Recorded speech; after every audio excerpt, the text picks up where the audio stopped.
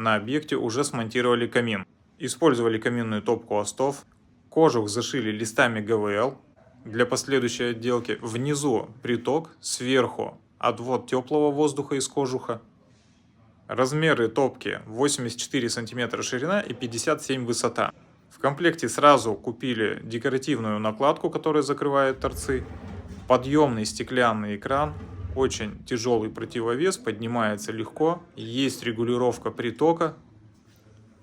Боковые створки легко открываются, для того, чтобы можно было почистить стекла изнутри.